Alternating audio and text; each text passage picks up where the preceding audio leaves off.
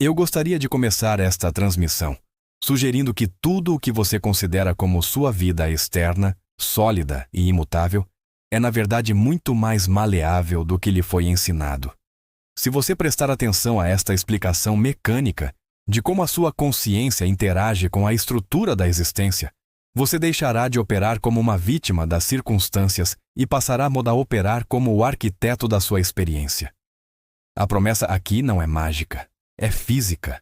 É a mecânica da consciência. Se você compreender isso, a luta contra o espelho acaba. Muitos de vocês caminham pela Terra com uma ideia fundamentalmente invertida sobre como a navegação funciona. Vocês acreditam que ver é crer. Vocês acreditam que primeiro o mundo exterior deve provar que mudou, para que então, e somente então, vocês se sintam seguros para sentir alegria, alívio ou abundância. Essa é a fórmula exata para ficar preso no mesmo ciclo de repetição. A estrutura da existência funciona de trás para frente em relação a essa lógica humana comum. A realidade física não é um lugar onde você vai para encontrar coisas. É um lugar onde você vai para ver o reflexo do que você já definiu dentro de si mesmo. Vamos usar uma analogia mecânica para destravar isso. Imagine que você está diante de um espelho muito sofisticado. Você está com uma expressão de raiva no rosto. O reflexo no espelho, obviamente, mostra um rosto com raiva. A abordagem que a maioria dos humanos utiliza para tentar resolver seus problemas seria equivalente a tentar estender a mão e forçar o reflexo no vidro a sorrir, enquanto você continua mantendo a expressão de raiva no seu rosto físico. Você esfrega o vidro. Você grita com o vidro. Você implora para que o vidro mude. Mas o vidro é apenas um mecanismo de feedback neutro. Ele não tem preferência. Ele não tem agenda. Ele apenas devolve o que é emitido. Para que o reflexo sorria, você deve sorrir primeiro. E aqui está o truque que confunde muitos de vocês. Você deve sorrir sem que o espelho tenha mudado ainda. A mecânica da criação da realidade segue uma sequência lógica de 5 estágios, e entender isso é como ter um manual de instruções do seu próprio sistema operacional. O fluxo é crença, percepção, emoção, escolha, ação. Vamos examinar isso como um engenheiro examinaria um circuito. Tudo começa na crença. A crença não é apenas um pensamento passageiro, é o que você aceita como verdade absoluta sobre a realidade. É a configuração padrão. Se você acredita que a vida é dura e que o dinheiro é escasso, essa é a frequência que você está emitindo. Essa crença gera automaticamente a percepção. A percepção é a lente. Se você acredita que as pessoas não são confiáveis, sua lente vai filtrar a realidade para destacar comportamentos suspeitos e ignorar atos de bondade. Você literalmente não consegue ver o que não está na frequência da sua crença.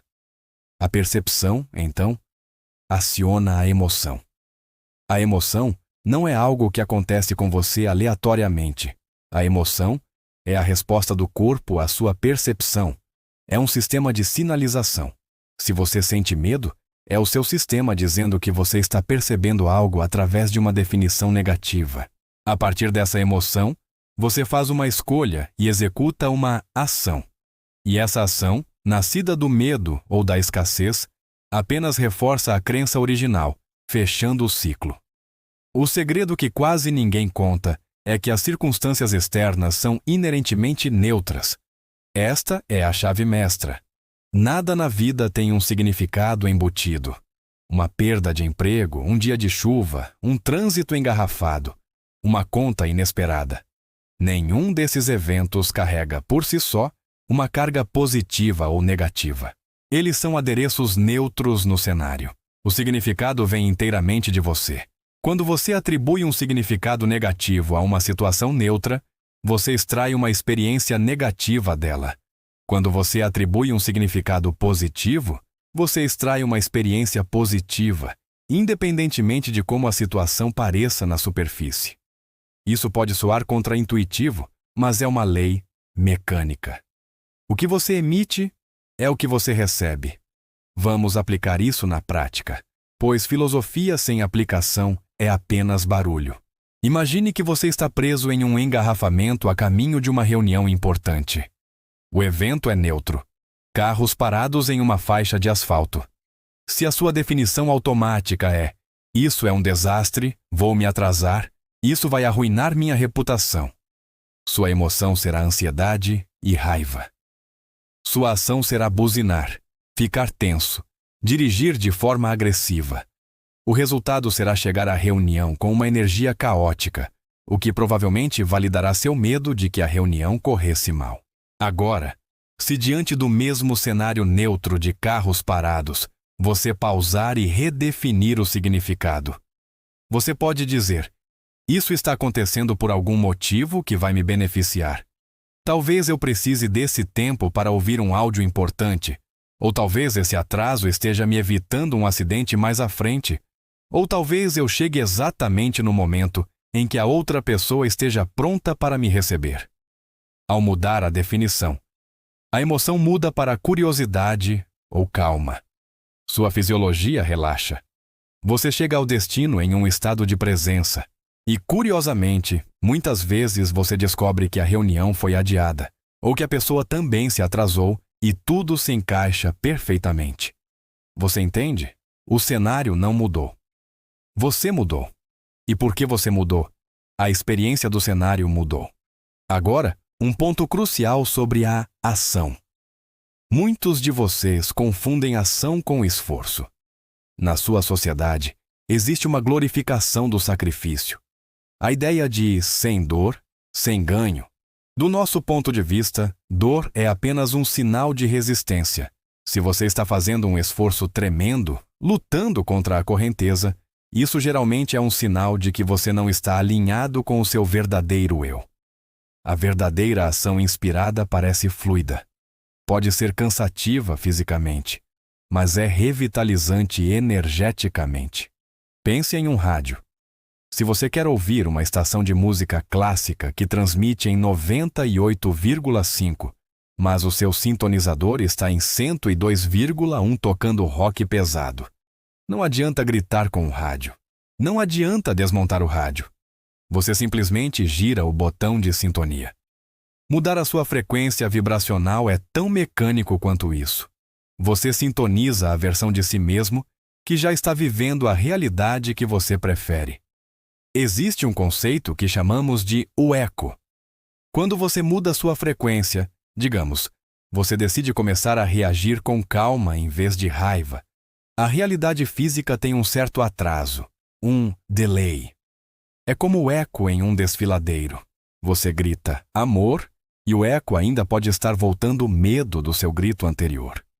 Muitos de vocês desistem nesse ponto. Vocês dizem: "Eu pensei positivo por 5 minutos e nada mudou. Essa teoria é uma fraude." Você deve entender que a realidade física tem inércia. Quando você muda seu estado de ser, a realidade antiga ainda pode apresentar alguns cenários residuais. O teste é: você vai reagir a esses resíduos da maneira antiga? Se você reagir da maneira antiga, você reativa a velha realidade. Se você observar o resíduo neutro e disser: "Ah, isso é apenas o eco do meu passado, não tem poder sobre mim agora", e mantiver seu novo estado, a realidade física não tem escolha a não ser se moldar à sua nova vibração. Ela deve seguir. É lei. Vamos falar sobre dinheiro, pois sei que é um tema de grande fricção para muitos. Dinheiro é apenas um símbolo de troca, uma representação de energia. Se você persegue o dinheiro com a crença de "eu preciso disso porque não tenho", você está emitindo a frequência da falta. O universo, sendo um espelho literal, reflete de volta mais circunstâncias que geram a sensação de "eu preciso porque não tenho". Para atrair abundância, você deve encontrar a frequência da abundância em outras áreas, se não a consegue ver no saldo bancário agora. Você tem abundância de ar para respirar? Tem abundância de ideias? Tem abundância de amigos? Sintonize a sensação de ter o suficiente onde quer que ela exista. Engane o sistema se preferir usar esse termo. Ao gerar a emoção de gratidão e suficiência sem motivo externo, Você obriga o reflexo financeiro a começar a mudar. Mas lembre-se, não faça isso para que o dinheiro venha. Faça isso porque é melhor se sentir bem do que se sentir mal. O paradoxo é que quando você não precisa mais que a realidade mude para se sentir bem, ela muda. A ansiedade que paralisa tantos de vocês é simplesmente o uso da sua imaginação para criar cenários que você não prefere. É criatividade mal direcionada. Vocês são mestres em imaginar o pior. E se eu falhar? E se eu for rejeitado? Vocês sentem a emoção dessa catástrofe imaginária como se ela estivesse acontecendo agora.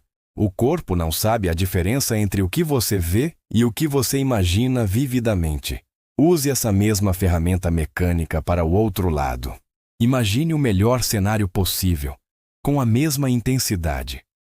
Sinta a textura disso, não como uma fantasia de fuga, mas como uma sintonização de frequência. Outro aspecto vital é o apego ao resultado específico. Você pode preferir que algo aconteça de uma certa maneira. Eu quero aquele emprego específico naquela empresa específica. Isso é ótimo como um alvo para excitar sua ação. Mas se você diz, eu preciso que seja exatamente esse emprego, senão eu serei infeliz, você introduziu resistência. Você limitou o universo.